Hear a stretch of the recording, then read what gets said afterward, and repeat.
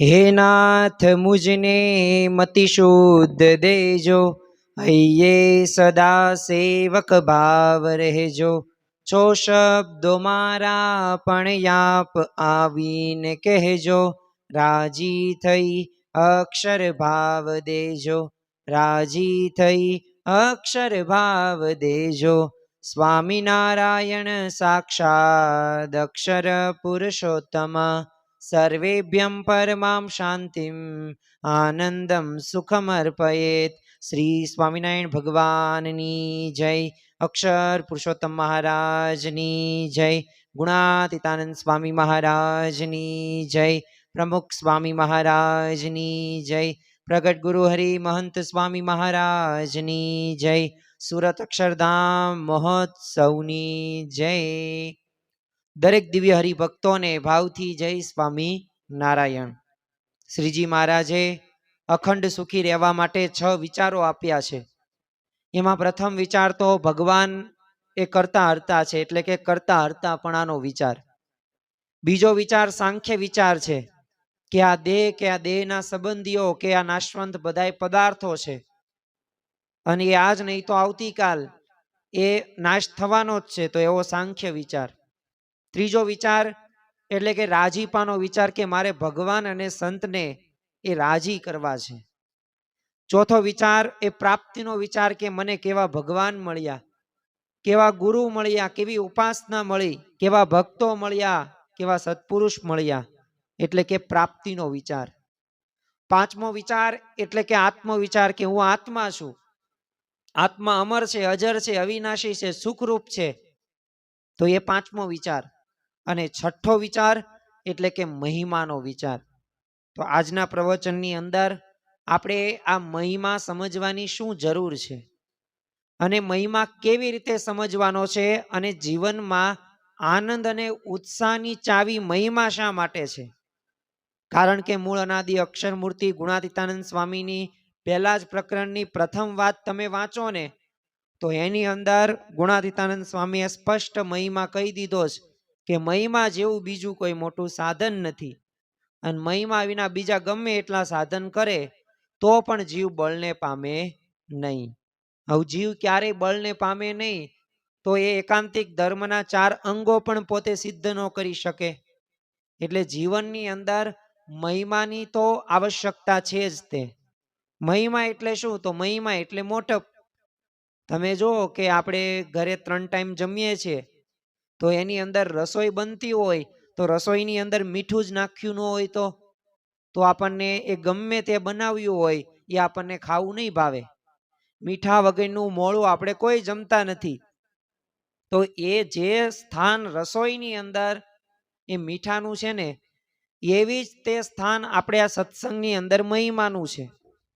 જાનમાં તમે જુઓ 400-500 વ્યક્તિઓને આપણે આમંત્રણ આપ્યું કે તમારે બધાને જાનમાં આવવાનું છે। હવે વરાજો જ ન આવે તો એ જાનની કઈ આગતા સ્વાગતા ન થાય। તો બસ એવી જ રીતે આપણા સત્સંગની અંદર એ જેમ જાનમાં જે સ્થાન વરરાજાનું છે ને એવું જ તે સ્થાન આપણા સત્સંગની અંદર મહિમાનું છે। તારીખ 31/12/2017 ના રોજ મહંત સ્વામી મહારાજે છે ને ધનુર્માસમાં બ્રહ્મ વિદ્યાનો પાઠ આપતા લખેલું કે નાણા વિનાનો નાથિયો નાણે નાથા લાલ। આ તો આપણે ઘણી વખત સાંભળ્યું હશે, પણ મહંત સ્વામી મહારાજે બીજા વાક્યની અંદર શું કીધું? તે મહિમા વિનાનો મૂર્ખો મહિમાથી માલામાલ। અને ખરેખર લોકની અંદર જે વ્યક્તિને જેનો મહિમા સમજાઈ ગયો છે તો એના માટે રાત દિવસ પોતે એ તૈયારીઓ કરે છે, મહેનત કરે છે અને ધ્યાન જ રાખે છે એમાં જ તે। તમે જુઓ કે ઇતિહાસમાં પણ એવા મહાન ક્રાંતિકારીઓ થઈ ગયા, એ ભગતસિંહ હોય, ચંદ્રશેખર આઝાદ હોય, સરદાર વલ્લભભાઈ પટેલ હોય, પણ આ બધાના જીવનની અંદર ભારત માતા પ્રત્યેની અસ્મિતા હતી, ગર્વ હતો, પ્રેમ હતો, એ મહિમા હતો ને એટલે પોતે નાની ઉંમરે પણ ફાંસીના માંચડે ચડી ગયા। તો શા માટે? કારણ કે ભારત માતાનો એમને મહિમા હતો, અસ્મિતા હતી। તો એમ આપણા જીવનની અંદર પણ ધનનો, પૈસાનો, સંપત્તિનો, આવડતનો જો આપણને મહિમા હોય છે તો રાત દિવસ આપણે પ્રયત્ન કરીએ છીએ અને તમે જો મહંત સ્વામી મહારાજ તો ઘણી વખત કહેતા, અને પ્રમુખ સ્વામી મહારાજ તે કે મહિમા હોય ને તો દિવસે દિવસે વધે છે, અને મહિમા વિનાના સાધન કૂચા જેવા છે. જેમ વ્યવહારમાં પૈસો ન હોય તો એની ખાધ પડે તો વ્યવહાર ચાલે નહીં, બંધ થઈ જાય, ઝઘડા પણ ઘરની અંદર થાય. તો એમ સત્સંગમાં મહિમાની ખાધ પડે કશું જ કરવાનું મન ન થાય. આમ શ્રદ્ધા જે આપણે રાખી હોય ને બધી મોળી પડી જાય. એટલે આપણા જીવનની અંદર મહિમા સમજવાની અગત્યતા છે, અને સમજવો જ પડશે, જરૂરિયાત છે.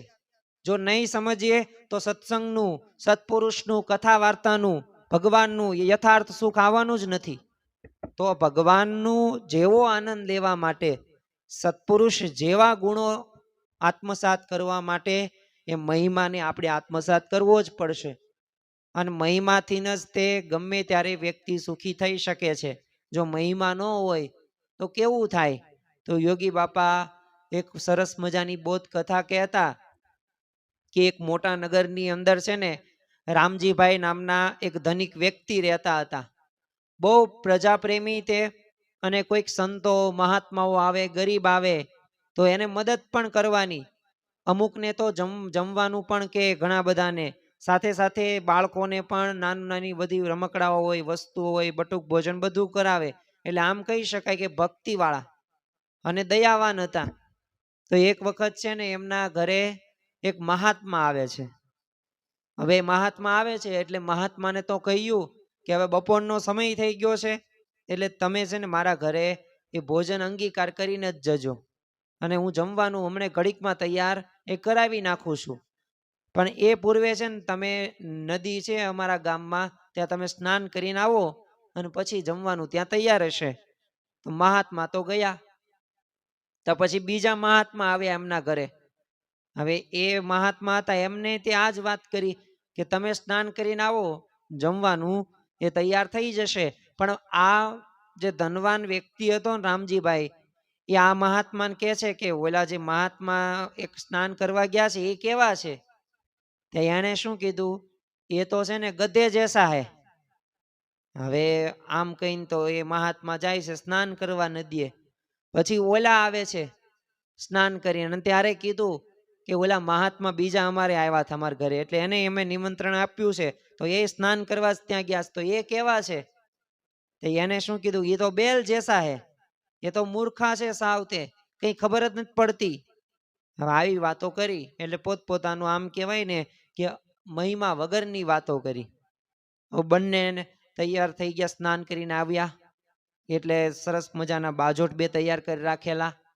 પછી જે ચાંદીની ડીશ મૂકી, પણ એમાં છે ને એકમાં કડબ અને એકમાં ઘાસ મૂકી દીધું. એટલે આ બધા બંને મહાત્માઓ તો કીધું કે મૂર્ખા, આ હું મૂક્યું? આ અમારું ઘોર અપમાન છે. તે જમવાનું અમને કીધું, અને તારા બહુ વખાણ સાંભળ્યા છે ગામની અંદર, પણ તું આવું બધાને જમાડે છો. અને ત્યારે કીધું જો મેં કઈ ભૂલ નથી કરી, મેં તો તમે કીધું એ મેં તમને પીરસ્યું છે. એ કે કેમ એમ? તો એ કે આ મહાત્માએ તમને ગધે જેસા કીધા છે, આને બેલ જેસા કીધા હે. હવે બળદ શું ખાય, ગધેડો શું ખાય? તો જો તમે ગધેડો આ મહાત્માએ કીધું એટલે મેં તમને ઘાસ આપ્યું, અને આમને બેલ એટલે બળદ જેવા કીધા એટલે મેં કડબ આપી. અને મહાત્માએ પછી તો અંતરદ્રષ્ટિ થઈ કે ખરેખર આપણે અંદરો અંદર આ અમહિમાની વાતો કરી તો સામેવાળા કોઈ પણ વ્યક્તિને ગુણ આવે નહીં. અને પછી રામજીભાઈએ કીધું કે આમાંથી તમારા સંતોમાંથી કઈ પ્રેરણા લેશે? તમે અંદરો અંદર જ તે કુસમથી જીવન જીવો છો, અને એકબીજાને નીચે પાડવાનો જ પ્રયત્ન કરો છો, અને તમે કઈ ઉપાધિ ન કરો. મેં રસ ને પૂરી અને બધી વ્યવસ્થિત રસોઈ તૈયાર કરીને મૂકેલી જ છે, પણ આ તો તમને અંતરદ્રષ્ટિ થઈને ખ્યાલ આવે ને એટલે મેં આવું કર્યું છે. અને ત્યારે બંનેએ સ્વીકાર્યું, અને રામજીભાઈ સમક્ષ માફી પણ માગે છે કે અમારી ભૂલ થઈ ગઈ, અને અંદરો અંદર પછી તો મહિમા સમજવાનું પણ શરૂ કરી દીધું. પણ આ બોધ કથા કહીને યોગી બાપા સમજાવતા કે જો પરસ્પર આપણે પ્રીતિ પ્રસરાવે નહીં તો એને પ્રેમ ન કહેવાય. આપણે અંદરો અંદર ભક્તનો, સંતનો એ મહિમા સમજવો પડે, અને જો મહિમા સમજીએ તો મોટા પુરુષ અંતરથી રાજી થાય.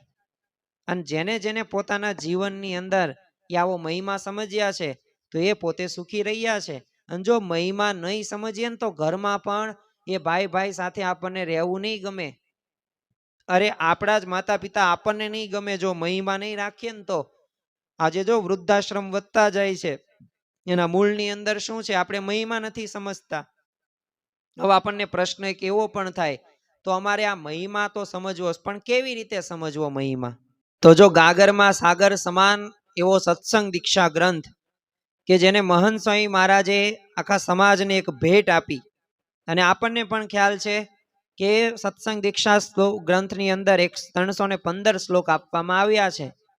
તો એમાં 147માં શ્લોકની અંદર મહંત સ્વામી મહારાજ આપણને સૌ કોઈને માર્ગદર્શન આપે છે, આપણને સાચો રસ્તો બતાવે છે, સાચી દિશા બતાવે છે કે મહિમા કેવી રીતે સમજવો. તો એની અંદર મહંત સ્વામી મહારાજ કહે છે, કર્તાયમ સર્વહર્તાયમ સર્વોપરી નિયામક પ્રત્યક્ષમિહમ લબ્ધો મે સ્વામિનારાયણો હરિ.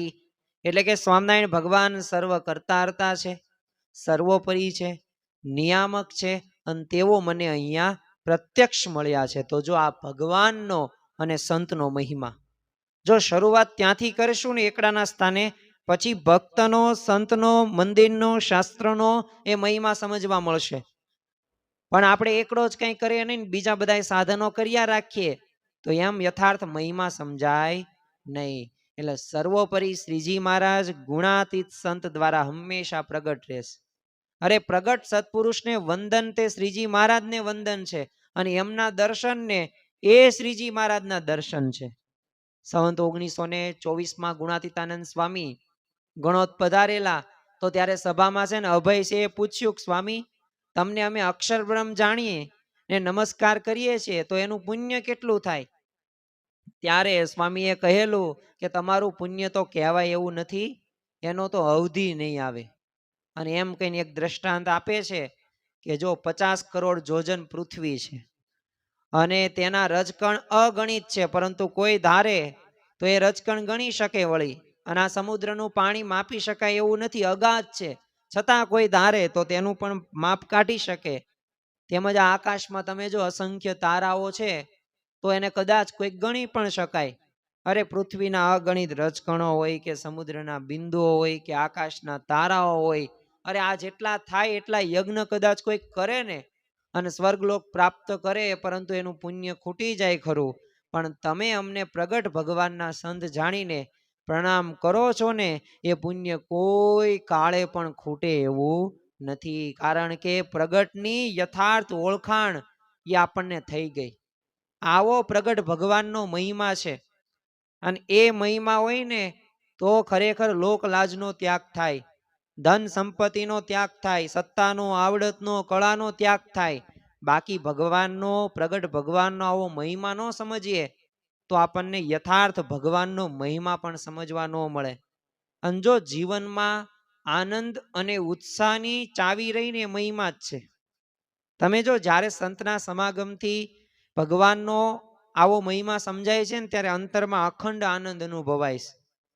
એકવાર શ્રીજી મહારાજ છે ને પચ્છમ ગામમાં પધારેલા, તો અહીંયા એક છે ને જાદવજી વિપ્ર નામના એક હરિભક્ત રહેતા. એટલે આમ તો સ્વાભાવિક રીતે એમની જે સ્થિતિ અત્યંત સાધારણ, પણ શ્રીજી મહારાજ વિશે ભક્તિ એટલી જ અસાધારણ. એટલે તેઓની છે ને સેવાથી શ્રીજી મહારાજ પ્રસન્ન થઈ ગયા અને તેઓને કીધું કે વિપ્ર તમે કંઈક માંગો, જે માગશો ને એ આપીશું. પણ આ જાદવજીની તો અસાધારણ એવી સ્થિતિ હતી, નિષ્ઠાવાન, પોતે ભક્ત, પતિવ્રતાની ટેક. એમણે શું કીધું, આપની મૂર્તિ અખંડ અંતરમાં રહે એ આપો. તે શ્રીજી મહારાજ કે એ તો થશે જ તે, પણ આ તમારું દારિદ્ર જાય તે માટે કંઈક માગ્યું નહીં તમે? અને ત્યારે જાદવજીએ શું કીધું, તમે મળ્યા પછી એની ચિંતા શું કરવી, આપ મળ્યા એનો જ આનંદ છે. અંતરમાં મહારાજનો મહિમા જો સમજાઈ ગયો હતો એમને, જાદવજી નામના હરિભક્ત અને વિપ્રને, તો એ કઠણ પરિસ્થિતિમાં પણ એ આનંદમાં રહી શકતા હતા. બંધિયાના ડોસાભાઈ તમે જો સૂકા રોટલા જમતા હતા. કોઈક ભક્તે સંતે કીધું કે આ શું લુખું લુખું જમો છો? ત્યારે શું કીધું, લુખું જમે ને તો હરામનું ખાઈશ, હું તો ભગવાનને યાદ કરીને જમું છું. આવી જ રીતે તમે જુઓ કે દાદા ખાચરના જીવનમાં પણ કેવી પરિસ્થિતિ આવેલી છે.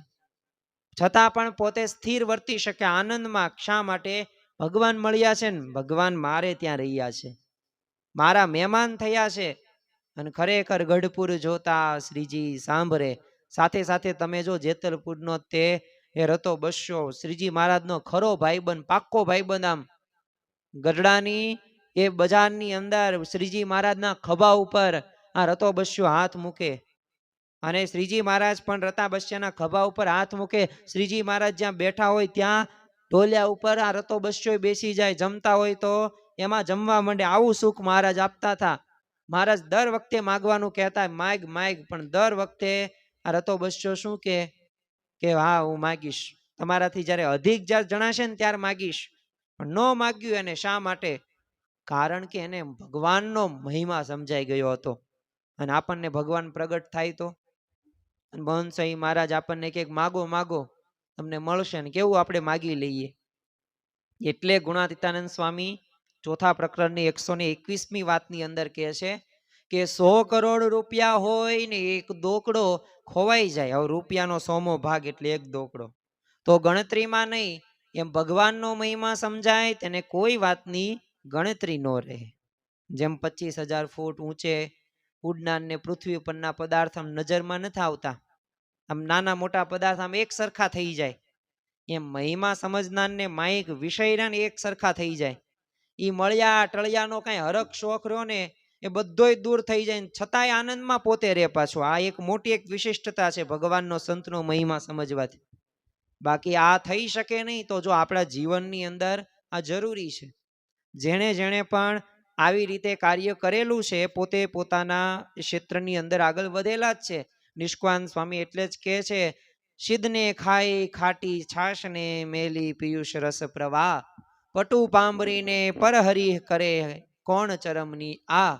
અમૃત પીવા મળતું હોય તો એને ખાટી છાશ ન મળે તો બળતરા થતી નથી. સુંદર વસ્ત્રો પહેરવા મળતા હોય તો એને ચામડું ઓઢવા ન મળે તો એને કાંઈ એવું ન લાગે કે મને આ ન મળ્યું. એમ જેને ભગવાનનો મહિમા સમજાણો હોય ને તો આ લોકના પદાર્થ વધતા ઓછા પ્રમાણમાં મળે, તેથી આનંદમાં એને ક્યારેય ઓટ અનુભવાય જ નહીં. તમે જુઓ કે મહંત સ્વામી મહારાજ એક સરસ મજાનું દ્રષ્ટાંત આપે છે કે કોઈ વ્યક્તિ હોય પોતે સરકારી કામકાજ માટે ગુજરાતથી છે ને દિલ્હી જવાનું હોય, અને દિલ્હી જવાનું થયું અને ટ્રેનની અંદર ધક્કા મૂકી હતું. સાથે સાથે જગ્યા એને મળી નહીં, ખાવાની કાંઈ સગવડતા નહીં. સંડાસ બાથરૂમમાં ગયો તો બધું તે બગડેલું હતું, નકરી દુર્ગંધ જ આવતી હતી. ત્યાં પણ રિક્ષા મળે નહીં, અને જે સમયે પહોંચવાનું હતું એ સમયથી પણ લેટ પહોંચ્યો. જમવાનું ભૂખ્યો, કાંઈ મળ્યું જ નહીં. એવી રીતના એને સારું જમવાનું શુદ્ધ સાત્વિક, ઘણો બધો કંટાળી ગયો. હવે દિલ્હી પહોંચ્યો અને ત્યાં સરકારી ઓફિસની અંદર એને કાગળિયા રજૂ કર્યા, જે એને દસ્તાવેજ જે કરવાના હતા, સહી સિક્કાની જરૂર હતી. ઓફિસરે જોવે છે અને સહી સિક્કા મારી દે છે અને સહી કરી દે છે ને કામ થઈ ગયું. હવે એના ઘરના સભ્યો ફોન કરે કે કેમ થયું, તો હવે એની પાસે બે વિકલ્પ છે, પણ એ શું બોલશે? કામ થઈ ગયું. કેમ કામ થઈ ગયું? તો એને ઓલું બધું યાદ આવવું પડે ને, જે કામ નહોતું થયું એ પેલા કેટલો બધો હેરાન થયો, પણ કામ થઈ ગયું ને અંતે, ઈ મહત્વનું. એમ છે ને આપણને આ ભગવાન જેવા સંત મળ્યા, આપણને આ ઉપાસના મળી, આ શાસ્ત્રીજી મહારાજ મળ્યા, આ સંસ્થા મળી, અને પ્રગટ ગુરુ હરિ મહંત સ્વામી મહારાજ મળ્યા ને એટલે આપણું કામ થઈ ગયું. હવે એ વધતા ઓછા પ્રમાણની અંદર આ પંચ વિષયોના સુખ મળે કે ન મળે, છતાં આપણને કોઈ પણ પ્રકારનું દુઃખ લાગે નહીં, કારણ કે આપણને ભગવાનને એવા સંત મળી ગયા છે. હવે કઈ મેળવવાનું આપણે કઈ બાકી જ નથી. તો ખરેખર જો આવી સમજણ આવી જાય, આવો મહિમા આપણે સમજતા હોય ને, તો અવશ્ય આપણા જીવનની અંદર આપણે આગળ વધી શકીએ છીએ. આફ્રિકાના મગનભાઈ પટેલ, પ્રભુદાસ લાલાજી તમે જો, ખેરાલુના વીરચંદભાઈ મોદી જુઓ, તમે લંડનના અરુણભાઈ જુઓ, આ બધાની પ્રાપ્તિનો એવો મહિમા સમજાઈ ગયો હતો તો અખંડ આનંદમાં પોતે રહેતા. અરે આર્થિક રીતે સામાન્ય હોય, સાંસારિક નાના મોટા પ્રશ્નો આવતા હોય, છતાંય પોતે એવા પ્રશ્નોમાં પણ પોતે વિચલિત ન થાય, અને એનું પાછું લેશ પણ દુઃખ પણ ન થાય. શા માટે? કારણ કે એમને ખબર હતી કે મને આવા ભગવાન અને આવા સંતની પ્રાપ્તિ થઈ ગઈ છે, હવે મારે કંઈ મેળવવાનું બાકી નથી. અને જો જેને જેને જેટલો મહિમા ભગવાનનો સમજાઈ જાય છે ને તેટલો તેને સત્સંગની સેવા કરવામાં પણ ઉત્સાહ રહે છે અને તેટલો ઓછો થાક અને કંટાળો પણ અનુભવાય છે. પ્રમુખ સ્વામી મહારાજ શતાબ્દી મહોત્સવ તમે જુઓ કે હજારો લાખો સ્વયંસેવકોએ સેવા કરી, પૈસા કે આવડત કે સત્તા મેળવવાની લાલચાથી નહીં, પરંતુ બસ મારે પ્રમુખ સ્વામી મહારાજને, મહંત સ્વામી મહારાજને રાજી કરવા. 1 લાખ કરતા વધુ કાર્યકરો આજે BFS સંસ્થાની અંદર પોતે નિસ્વાર્થ ભાવે સેવા કરે છે. એના મૂળની અંદર શું છે? ભગવાન ને સંતનો મહિમા છે કે બસ મારે ભગવાનને સંતને રાજી કરવા છે. મને પ્રમુખ સ્વામી મહારાજે સેવા સોંપી છે, મને મહંત સ્વામી મહારાજે સેવા સોંપી છે, તો બસ હું આ સેવા સારી રીતે કરીશ, રાજીપાના વિચાર સાથે કરીશ. તો જો થાક ને કંટાળો અનુભવતા જ નથી. અને આ નિયમોની સર્વત્ર છે. તમે જો વિદ્યાર્થીને શિક્ષણનો મહિમા સમજાઈ ગયો હોય તો એ જ વિદ્યાર્થી એ ક્લાસની અંદર પહેલો નંબર લાવે પણ એના મૂળની અંદર રાત દિવસ મહેનત પોતે કરે, તો બીજા બધા તો કંટાળી જાય, થાકી જાય વાંચવાથી લખવાથી. પણ એને જેને શિક્ષણનો મહિમા સમજાઈ ગયો તો એ પોતે ક્યારેય તે થાક કે કંટાળો અનુભવતા નથી. અરે રાત્રે 12 વાગ્યે પગાર કે વકરો ગણતા હોય ને તોય લેશ જોકું પણ આવે નહીં. એમ જેને ભગવાનનો મહિમા સમજાણો હોય ને તેને સેવા ભક્તિમાં થાક કે કંટાળો ક્યારેય અનુભવાય નહીં. અને જો આપણી ગુણાતીત ગુરુ પરંપરા રહ્યું ને એનું એક આદર્શ ઉદાહરણ છે. વૃદ્ધ વયે કેટલી શારીરિક તકલીફો વચ્ચે પણ એ વિચરણની ઘણી બધી એ હાડમારીઓ વચ્ચે આપણા ગુણાતીત સંતોએ સતત સેવા ભક્તિ કરતા રહ્યા છે. એના મૂળની અંદર એનું કારણ શું છે? ભગવાનનો મહિમા. પ્રમુખ સ્વામી મહારાજ તમે જુઓ, મહંત સ્વામી મહારાજ જુઓ, યોગી બાપા તમે જુઓ, શાસ્ત્રીજી મહારાજ જુઓ, ભગતજી મહારાજ જુઓ, તો એમને ભગવાનનો મહિમા સમજાઈ ગયો. એટલે પોતે રાત દિવસ પોતે એ પરિશ્રમ કરે છે, સેવા ભક્તિ કરે છે. એમનો ઉદ્દેશ એક જ છે, બસ મારે ગુરુને રાજી કરવા, મારે ભગવાનને રાજી કરવા છે. અને ખરેખર આપણા એમના જીવનમાંથી પ્રસંગો દ્વારા આપણને ખ્યાલ આવે છે. અને જો એક વખત ભગવાનનો અને સંતનો જો મહિમા સમજાઈ જાય ને તો ખરેખર ભક્તનો મહિમા પણ એ સમજાઈ જાય છે. કારણ કે આપણે કાર્ય અને સેવા તો આપણે ભક્તો સાથે જ કરવાની છે. આપણે સંતોનું માર્ગદર્શન લેશું, સંતોનો યોગ હશે પણ કેટલો યોગ હશે? તો અઠવાડિયે 1-2 વખત, એ તે થોડીક કલાકોનો, પણ આપણે ભક્તો સાથે જ તે કાર્ય કે સેવા કરવાનું છે અને એમની સાથે જ તે આપણે રહેવાનું છે. તો એ ભક્તનો મહિમા એટલે સમજવો જરૂરી છે કે ભગવાનનો મહિમા સમજાઈ જાય, સંતનો મહિમા સમજાઈ જાય તો સમજાય ભક્તનો મહિમા, અન્યથા ભક્તનો મહિમા સમજાય નહીં. લોકમાં તમે જો આપણે જોઈએ છીએ કે કોઈ રમતવીર કે અભિનેતા કે રાજનેતાએ વાપરેલી વસ્તુઓની મોટી કિંમતે હરાજી થતી હોય, લાખો કરોડો રૂપિયા એ વ્યક્તિઓ ચૂકવે છે.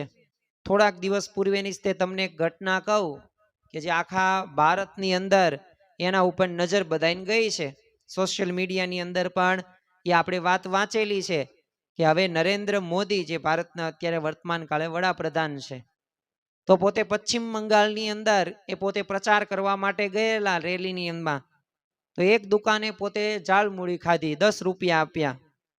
તો એ ખાલી 10 રૂપિયા જે આપ્યા એમાં ઓટોગ્રાફ કરવાનું રહી ગયું, પણ તોય તે પંજાબનો એક, હરિયાણાનો એક વ્યક્તિ, બીજા બધા 2-3 વ્યક્તિ 10 રૂપિયાને 1 લાખ એ રૂપિયા દેવા માટે એ તૈયાર, એને મેસેજ પણ કર્યો હતો.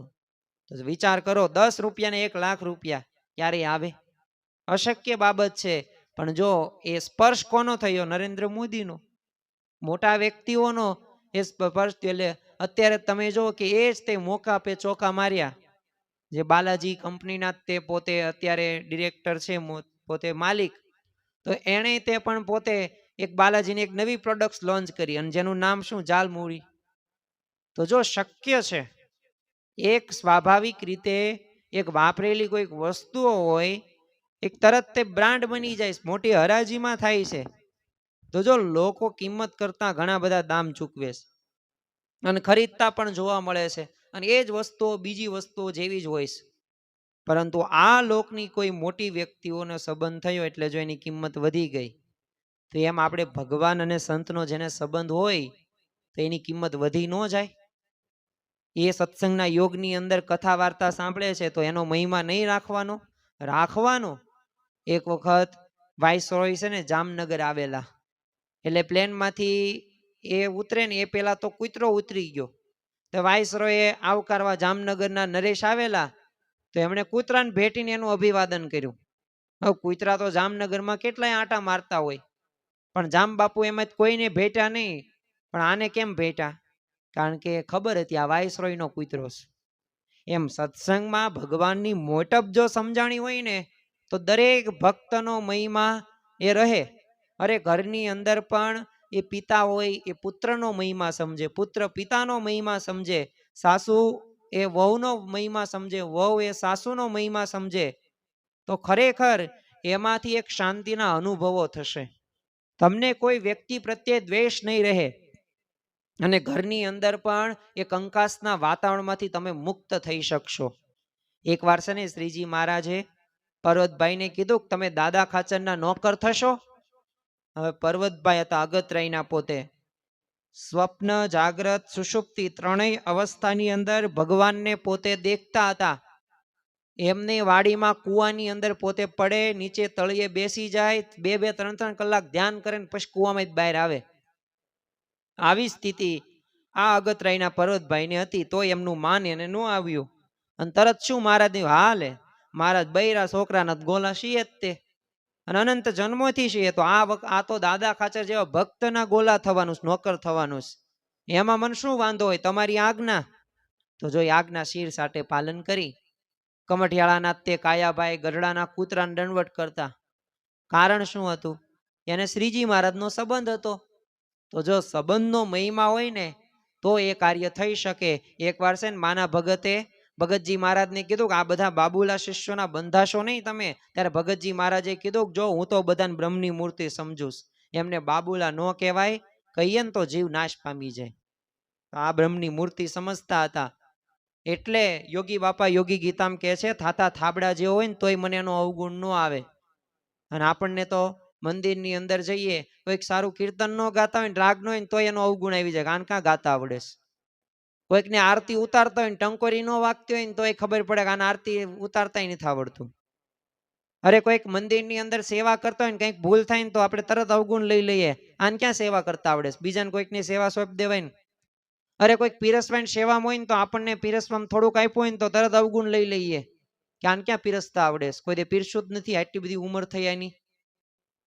તો આપણે અવગુણમાં જ જોઈએ છે, આપણે ગુણ ગ્રાહક દ્રષ્ટિ રાખતા જ નથી. એટલે મહંત સ્વામી મહારાજ કહે છે ગુણ ગ્રાહક દ્રષ્ટિ રાખો.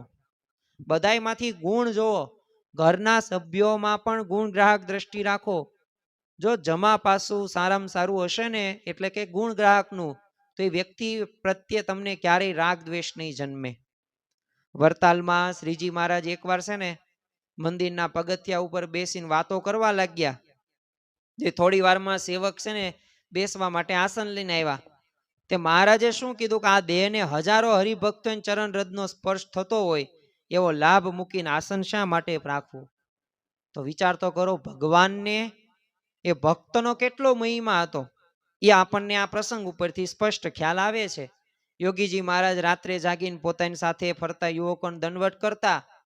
હરિભક્તોના સામાનની પ્રદક્ષિણા પણ એમને પોડીચેરીની અંદર કરેલી હતી.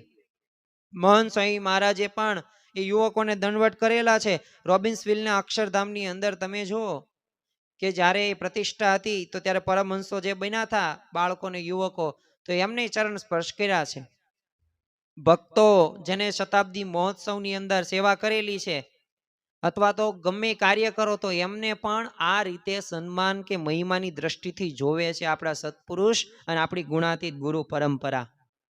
તો જો આદર્શ શિષ્ય તરીકે આપણે સૌ કોઈની એક ફરજ છે કે આપણે ભગવાન અને સંતને રાજી કરવા માટે એ જે પ્રમાણે વર્તે છે, બોલે છે, વિચારે છે, એ પ્રમાણે આપણે આપણું જીવન બનાવવાનું છે.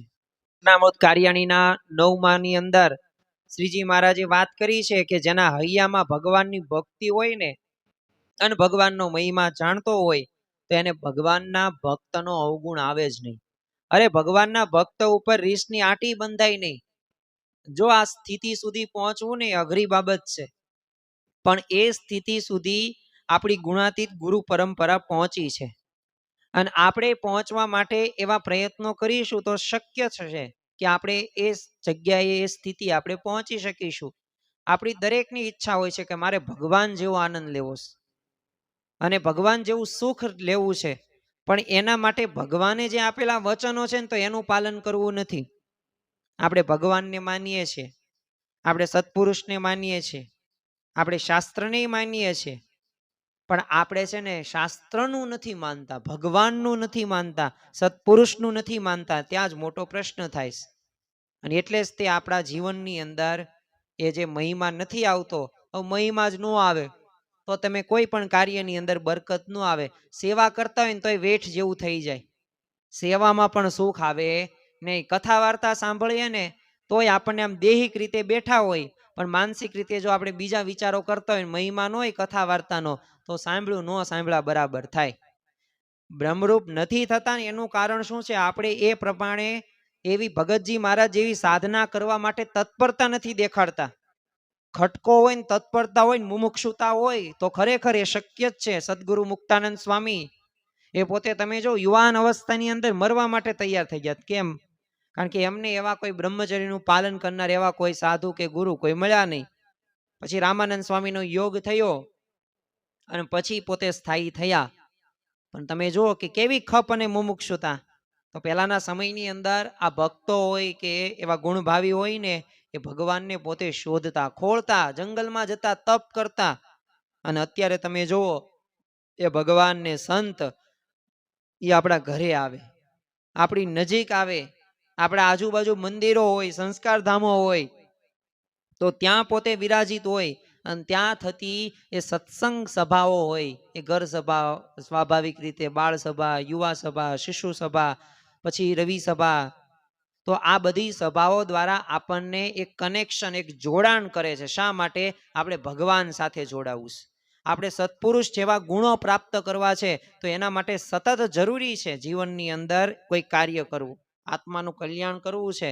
પણ આત્મા માટે સમય જ ન આપીએ તો આત્માનું કલ્યાણ ન થાય, દેહનું કલ્યાણ થઈ જાય. પાછું રાત દિવસ ધંધો વ્યવસાય નોકરી કરીએ તો એમાં અર્થ ઉપાર્જનમાં બધું મળી રહે, પણ જો ભગવાનને સંતનો મહિમા સમજવામાં ન આવે તો આપણને યથાર્થ લાભ થતો નથી.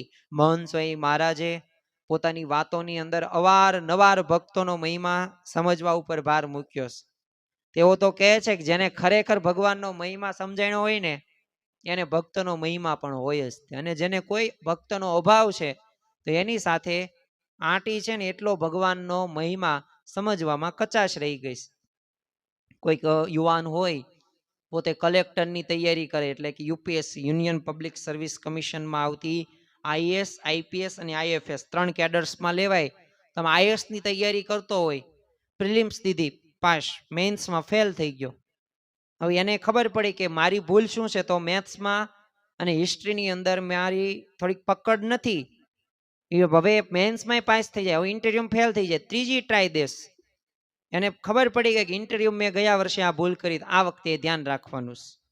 અમુક જે સાયન્સમાં મુદ્દા પૂછે છે તો એ મારે પાકા કરીને જવાનું છે. અને અમુક ડેટા મને આવડવા પડે મારી રીતના, એવો કોન્ફિડન્સ રાખવાનો છે.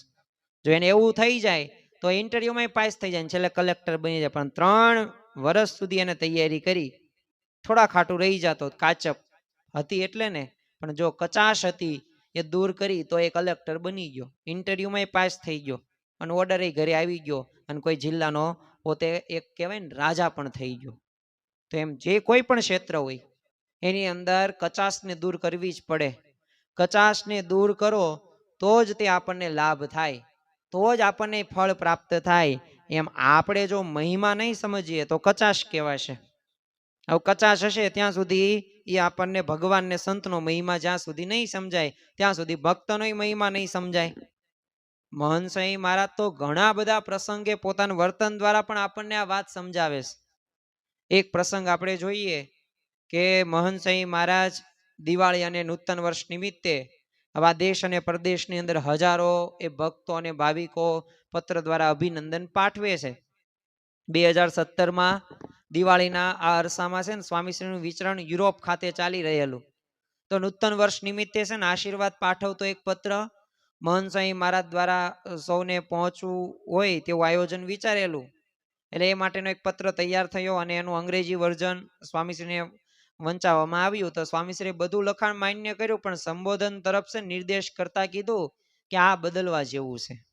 કારણ કે પત્રમાં શું લખેલું હતું? ડિયર ડિવોટેટ્સ, એટલે કે પ્રિય ભક્તો. એટલે સંતોને એના સ્થાને શું લખી શકાય ને એની રજૂઆત કરી. અને અંતે સ્વામીશ્રીએ કીધું બાપાસ મોસ્ટ બિલોવ્ડ મુક્તોસ, એટલે કે બાપાના પ્રિય મુક્તો. અને એવું લખીને તમે જો ડિયર ડિવોટ્સ નામ સામાન્ય કહેવાય, અને આ બધા તો ડિવોટટ્સ કહેવાય, એટલે કે મિલિયન ટાઈમ્સ અનેક વાર ઉપર કહેવાય. તો જો ત્યારે સંતોએ વાત કરી કે આ બધામાં અન્ય ભાવિકો પણ હોય ને, એટલે આવું સાંપ્રદાયિક સંબોધન સૌને યોગ્ય લાગશે કે કેમ? ત્યારે મહંત સ્વામી મહારાજ કે બધાય મુક્તો જ છે. તો જો અંતે સ્વાભાવિક રીતે આપણને ખ્યાલ આવી જાય કે ખરેખર જો આપણે ભગવાન અને સંતનો જો યથાર્થ મહિમા સમજી લઈએ ને, તો આપણે સહેજે સહેજે ભક્તોનો પણ મહિમા સમજાઈ જાય. અને એના માટે આપણે કોઈ અલગથી કંઈ પરિશ્રમ કે વિચાર ન કરવો જોઈએ. એ આમાં જ તે આવી જાય, ભગવાનને સંતનો મહિમા સમજાઈ જાય. એટલે જ મહંત સ્વામી મહારાજ કહે છે કે કર્તાય સર્વહર્તાય સર્વોપરી નિયામક પ્રત્યક્ષમિહ લબ્ધો મેં સ્વામિનારાયણો હરિ. એટલે ખરેખર એવા ભગવાનનો મહિમા આપણે સમજીએ, એ સત્પુરુષનો મહિમા સમજીએ, અને છેલ્લે એક વાત કહીને પૂરું કરીએ કે જેને જેટલો મહિમા વધુ ને એટલો વધુ સુખ અને આનંદ અને શાંતિ એના જીવનની અંદર એ આવશે. તો ખરેખર અંતે એટલું જ સમજવાનું છે કે આ દિવ્ય સત્સંગમાં ભગવાન, સત્પુરુષ અને એમના સંબંધવાળા સંતો ભક્તોનો મહિમા અપાર છે. તો જો એ આપણે સમજી લઈએ તો અવશ્ય આપણા જીવનની અંદર એ આપણે આનંદ અને ઉત્સાહથી જીવન જીવી શકીએ અને ભગવાનને સંતને પણ રાજી કરી શકીએ. શ્રી સ્વામિનારાયણ ભગવાનની જય.